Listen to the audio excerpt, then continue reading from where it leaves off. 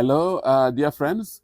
Thanks for listening and watching this video and listening to me sharing some insights once again on investing, passive investing. My name is Joseph Areu, and do remember going forward that you subscribe to this channel, share the videos in your communities, and do give me feedback. And on that, in that regard, I do thank those of you who have been asking me questions and sending me comments. Ladies and gentlemen, I want to talk in this video and subsequent videos about my advisory experience. As you know, I am an independent financial advisor. So I want to pick some cases of typical clients that I advise and what are their issues and how have I helped them to address those issues. So to start with, um, let's talk about, or I will talk about a typical retiree or someone who is planning to retire, maybe around about the age of 55, 60. Many of my clients fall in that group. So a typical client would come to me with lots of some properties, in other words, some real estate. But in addition to that, they are probably received or they are about to receive a lump sum payment from some provident fund in my country, in Kenya. It could be from the National Social Security Fund.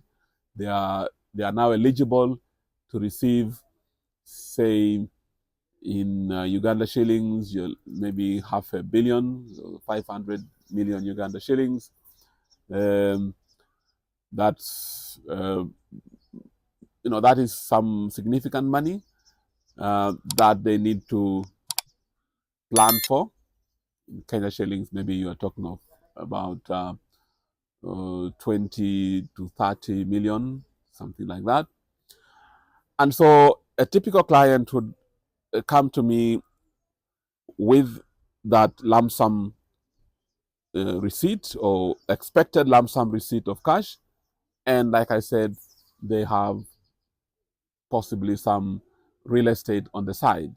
But even if they don't have real estate, it could be this lump sum. So the question would be, going forward, I'm now going to retire. Okay, what should I invest in? And so the starting point usually for me and going forward will always be, what, as you invest, given your age now, given your changed status, what should be your investment objectives? So remember, I always talked about these investment objectives. So at that stage in life, at that status, by status I mean you no longer have a job. Well, you don't have a regular job anyway. Okay, you might have some consulting assignments here and there, but you don't have a regular job, so you don't have a regular salary. Okay, and number two, you now are in a situation where you will need a lot of cash time and again. You probably don't have any more that health insurance that your company used to give you, and now you're going to be on your own in that regard. So because of that, there will be three key objectives that you want to focus on or get out of your investments at that stage in life. Firstly, you want to make sure that your investments will give you a steady flow of income. Okay? Whether it is monthly or quarterly or every 6 months, but something that you can budget on. In other words, something that replicates the salary that you used to have. So, number one, income becomes a key investment objective.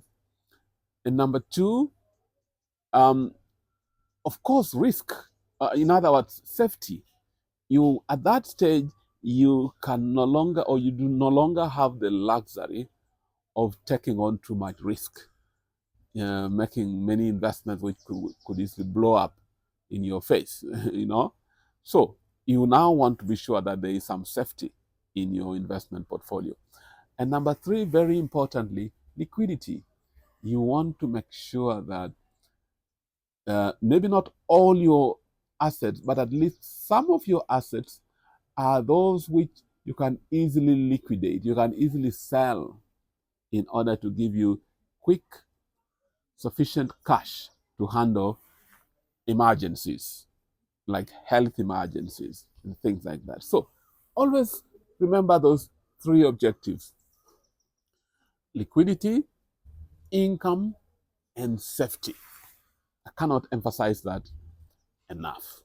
So if at that stage you have, say, this lump sum coming from NSSF, you have the real estate investments, all those are great, but they may not give you the liquidity that you need. So if you look at your real estate, you will not be able to easily sell that real estate to handle your emergencies. Okay, it is safe, that's great, but so what you want to do, or the aim of my advice at that point would be to help you to consolidate your investments into a portfolio which gives you those three, uh, satisfies those three objectives: liquidity, um, income, and safety.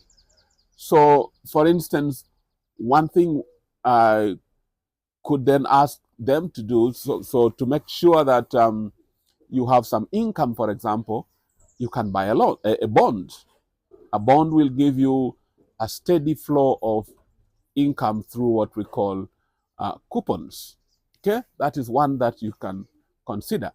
Another thing, another asset or investment you can consider for purposes of income is an annuity. Okay, and I talked about this before. You can check my earlier videos. But an annuity would basically give you a steady flow of income for the rest of your life. That takes care of income.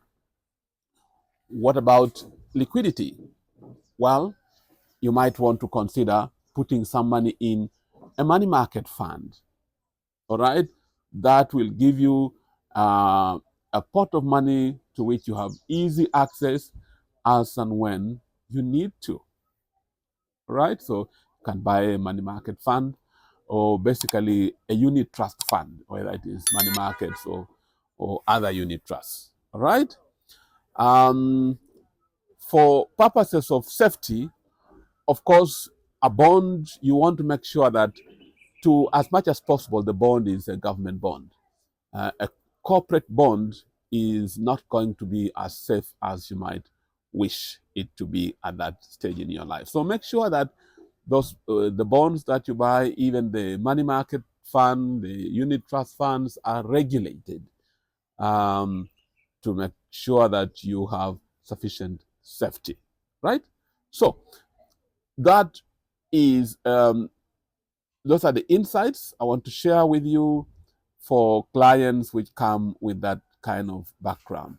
Do get in touch with me. Do let me know if you want further detailed discussions in that area. Thank you very much, and I hope again you subscribe and you give me feedback going forward. Thank you.